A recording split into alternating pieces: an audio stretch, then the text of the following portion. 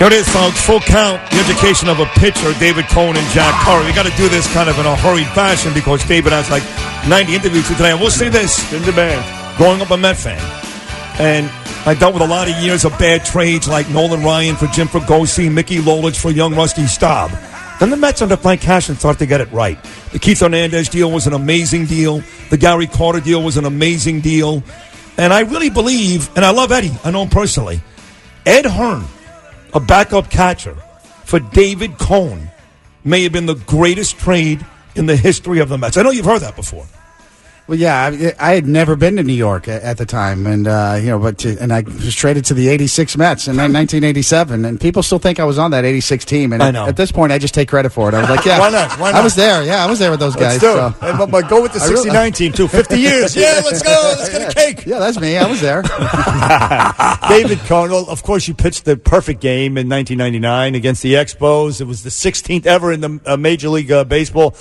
When you're walking out in the ninth inning to the mound, you know what's on the line. What's going through your mind? Well, that's one of the best parts about the book, I think, is that we show that, you know what, it's not all confidence and bravado. I was a mess. I've got 8 perfect innings under my belt. I walk up into the clubhouse at Yankee Stadium. Everybody scatters. Nobody wants to look at me. Nobody wants to talk to me. Everybody's superstitious. And I'm looking around, and my head's on fire. I mean, the adrenaline rush is just incredible. So I walk to the bathroom, put my hands on the sink, and I have a talk in the mirror with myself. And it was like Belushi in Animal House. It was good angel, bad angel. Don't hang a curveball. You're going to blow it if you throw this pitch to that guy. And the other part of me was saying, no, you're okay. You can do this. This is how you're going to do it. Be confident. And that battle back and forth. And you'd be surprised how insecure some of the best players are. But you never know. In that moment. And it is ironic that you throw your perfect game there. Dwight Gooden throws his no-hitter there. But I want to go back to the Mets because you did get there in 87. You missed the 86 team. 88, that was a great team. And, we had Davey Johnson on a couple of months ago. I said, Davey, I got to be honest. I kind of look at your tenure as a failure because you only won once. I mean, you should have beaten the Dodgers in 88. I know Hershiser was great. Don't get me wrong. And you had a meltdown in one of those games. It's in the book. It's a great story. In the NLCS. Talk about your meltdown and the disappointment that you guys did not beat the Dodgers and get back to the World Series. Crushing. All these years later, that's why I wanted to cover it in the book. And the raw honesty, I think, is the best part about the book. It is. You call out some people here. Yeah, and call out myself more than anybody. And, I decided to do a ghostwritten column with Bob Klapisch. And Bob Klapisch wrote the article. And, yes, I said some things. I called Orel Hershiser lucky. I said Jay Howe looked like a high school pitcher throwing curveball after curveball. Maybe mild by today's standards, but, it was bulletin board material. I never saw the final copy from Bob Klapisch. I got the byline. Obviously, if I would have seen the final copy, I wouldn't have let it go through. But, that's history. So, yes, I said those things.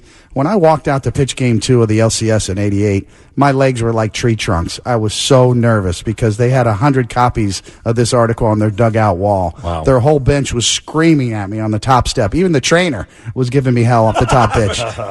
And I clearly choked in that game, and I really wanted to get that out, how regretful I was, how much I think that 88 team really should have done more. I think if the Mets would have won the World Series or at least gotten past the Dodgers, we matched up well against the A's. Yes, you would have won. I think we had a good chance, and I think the whole franchise is in a different place. If they already had 86 World Series championship, and 88 on top of that would have changed everything. Sticking with the 86 team, do you have any comments on the Lenny Dykstra, Ron Darling war going on right now? I mean, I talk to Lenny now almost every day, and I'm friends with Ronnie too. Yeah. I like them both. But it seems odd that Ronnie would go after him and say he said some of the things when he's got people, including Dennis Boyd, that said he never said that. Yeah, or certainly didn't hear it when he was warming up. Yeah, I love Ronnie. He was my mentor with the Mets, and Lenny was great. I mean, these are my guys that I love. I love playing for the Mets, so I hate to see this going on. My sense of it, even though I say that I was on the 86 Mets, obviously I wasn't, and I think Ronnie probably regrets the book at this point. You think he does? It was probably not a well-advised thing to include in the book. And David Cone is our guest on Bernie and Sid on WABC. The book is called Full Count, The Education of a Pitcher. And, David, today you're going to be at Barnes & Noble on 5th Avenue at 1 o'clock. And book review tomorrow, Thursday, May 16th at 6 o'clock. And on Saturday, you're going to be in Livingston, New Jersey at Books and Greeting at 7 o'clock. Just wanted to get that out of the way. I know it's important to you, but you have a lot of great stories in this book, including, let's go to Joe Girardi. He's in the bullpen, and you're angry for some reason. You threw him out. What happened there? Yeah, that's a common theme throughout here is kind of the anxiety that sometimes pitchers feel that I felt, the insecurity, and there was especially with catchers. You gave Posada a hard time too. Yeah, absolutely. I was a jerk to Posada. Absolutely, there's no two ways about it. And even to this day, I know I see Jorge, he kind of shies away from me. And I've apologized to him a million times too. So yeah, warming up before a game. My arm's killing me. I got nothing. And the bullpen catcher is trying to catch every pitch and frame it and pull it back to the middle of the plate and make me feel better about my pitches. And Girardi's the starting catcher, and as usual, they come down to warm up the last 5 minutes of the starting pitcher's routine.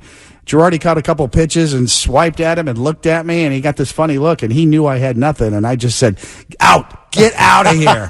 And I kicked him out of the bullpen. I wanted the bullpen catcher back, and Girardi looked at me like, this guy's nuts. Right. And it was just my own insecurity, my own anxiety, my own.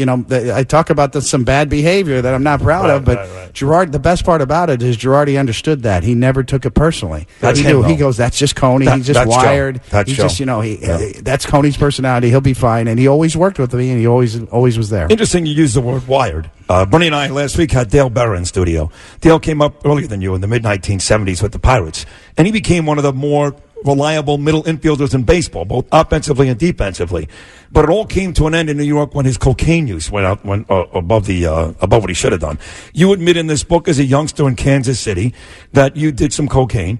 You were on a Met team in '87 that did a lot of cocaine, but it didn't derail you. But you do admit you had some issues. Well, I really did. I almost got scared straight a little bit. When I was with the Royals, that was the first team that had one of the first teams that had a big drug bust. Willie Wilson, Vida Blue, Willie Mays Aikens. These guys went to jail. And they were involved with Keith Hernandez and Dave Parker and all those big cocaine trials. I was right there with them. I was a rookie, and Willie Mays Aikens says, "Hey, come to my house tonight." And I'm like, okay. I'm rubbing elbows with big leaguers, and the next thing I know, there's a kitchen plate full of cocaine on it. I wish you had me and Bernie's number back then. It looked like baking soda. The way they treated it, they just flapped it around on the kitchen plate, and I was like, "This is the big leagues." Good times. Good times. So that's I'm right there with them, and I'm a teenager at that point. I'm like, okay, this is how it goes, There, but for the grace of God goes you and not Lenny Dykstra, I guess. I don't know. But listen, speaking of which, the Yankees' experience with you ended on a bad note. I mean, with George Steinbrenner, because you worked for the Yes Network, you went back to the Mets, and George didn't like that. And then, so what happened? Well, yeah, George read me the riot act. I was already obviously a broadcaster for the Yes Network at the time, and then Al Leiter and John Franco got to me, and they're good, great guys. I mean, I love these guys. And you know what? There was something sexy about full circle, coming back all the way around and finishing my career in New York. And they both got jobs inside the Met organization this year, Johnny and Al. Yeah, and rightly so. They're valuable contributors, and they kind of talked me into it. They got the bug in my ear, and I said, what do I got to lose? Let me go ahead and try. If I fall on my face, I can deal with it. I've dealt with a lot of issues in my career, and so I gave it a shot. And my arm was fine. That's the mystery. The thing, my hip, my leg blew out on me, and that was the last thing I thought. I always thought it'd be my arm. All the pitches I threw, that one day my arm's going to blow, and my arm was fine that year. That's where I got fooled on the whole situation. Is the rest of my body couldn't hold up. Right. The last one, you have another interview to do. You're talking about come back to the Mets. You come back to Kansas City in '93, got you your Cy Young. That was amazing. And that '92 season when you went to Toronto and you guys won that World Series. What an outfield, by the way. Joe Carter and Dave Winfield. That experience for Cito Gaston in '92. How great was that? Fantastic. Love Cito Gaston. One of the underrated great managers of all time. He won 2 World Series in a row. No one even talks about him. Yeah, he was really smart, really a player's manager. He handled the clubhouse. He was a lot like Joe Torre in that regard. And so, yeah, he doesn't get the credit he deserves. That was Canada's first, '92. Yeah. People think about the Toronto. You say, Toronto Blue Jays World Series. You think Joe Carter's home run. That was '93. They went back-to-back. The '92 series was Dave Winfield got the winning hit. Yes. In Atlanta. He shook the Mr. May label finally. And let me talk about a party. In '92 in Toronto. That was a good time to be in Toronto when they won that World Series. I like what I hear. Listen, David Cohn, it's a great book with you and Jack Curry helped you write the book. Full Count is what it's called, The Education of a Pitcher. Some really well-told stories, excuse me.